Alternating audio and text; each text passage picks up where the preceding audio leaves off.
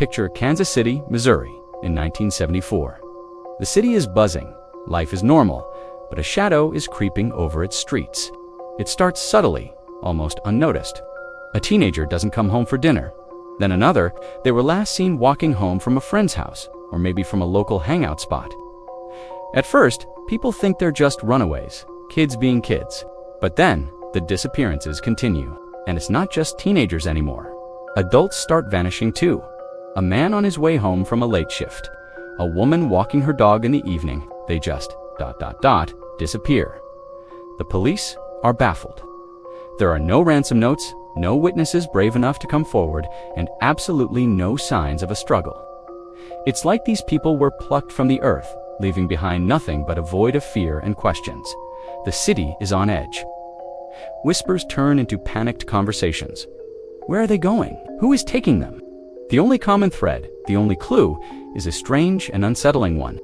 All the missing people were last seen near the city's forgotten corners, the old, abandoned buildings that stood like silent, decaying giants.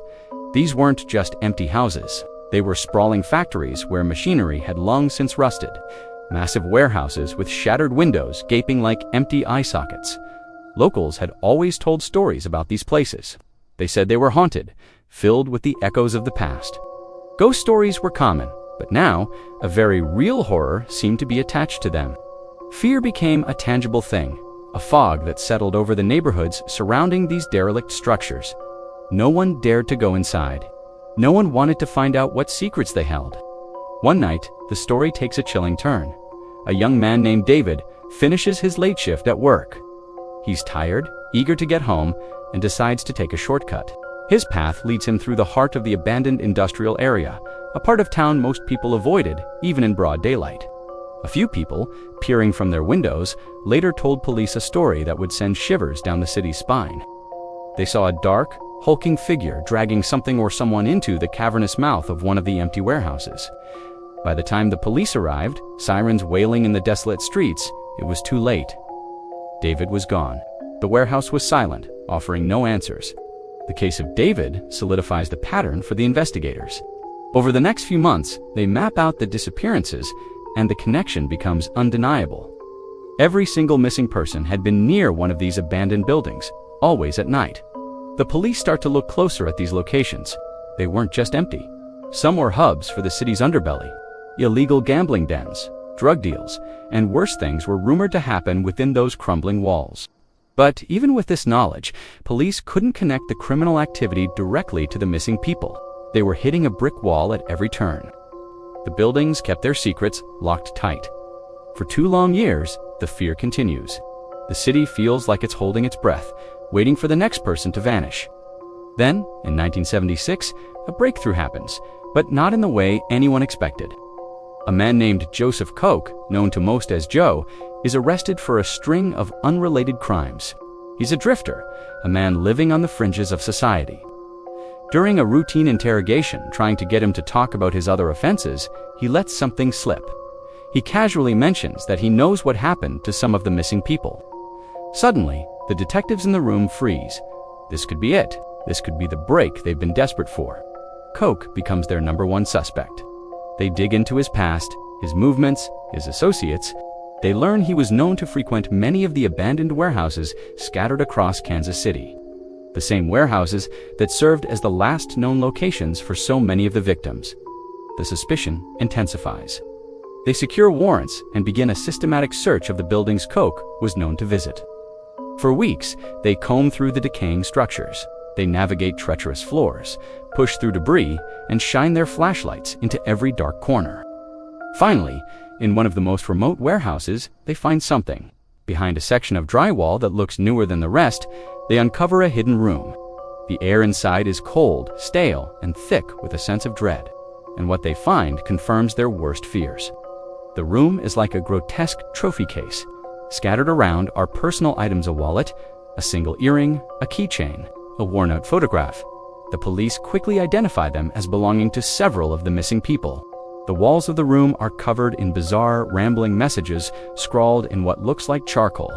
The words are incoherent, a madman's manifesto. But there are no bodies, not a single trace of the victims themselves. It's a room full of evidence that points to a horrific end, but without the final, grim proof. It's a crime scene without the bodies, a puzzle with the most crucial pieces missing. Despite the damning discovery in the hidden room, the case against Joseph Koch for the disappearances is circumstantial. Prosecutors struggle to build a case that would hold up in court. They can place him at the scenes, they can tie him to the victim's belongings, but they can't prove he was the one responsible for their ultimate fate. He is never formally charged or convicted for the disappearances. Instead, he's sentenced to a long prison term for his other crimes, the ones that led to his arrest in the first place.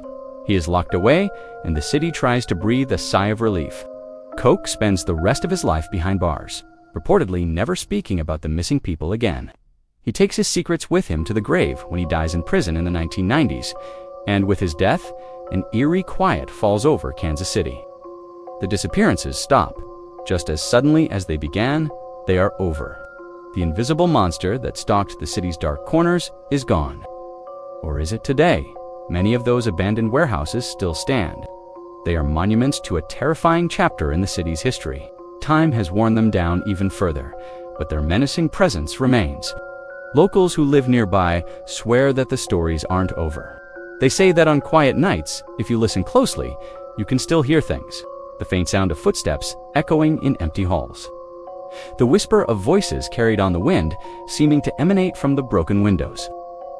This remains one of Kansas City's most mysterious and terrifying unsolved cases. The questions hang in the air, unanswered after all these decades. What really happened inside those buildings? What was the true fate of the dozens of people who vanished? Some believe the buildings are genuinely haunted, cursed by the terrible events that took place within them. They think the restless spirits of the missing still wander those decaying corridors, forever trapped. Others have a more chilling theory.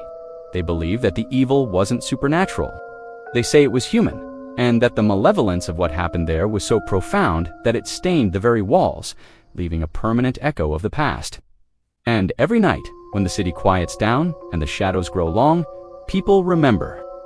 They remember the faces of the missing, the fear that gripped their community, and the dark, empty buildings that hold the answers. And they can't help but fear what might still be hiding in the dark, waiting in the silence.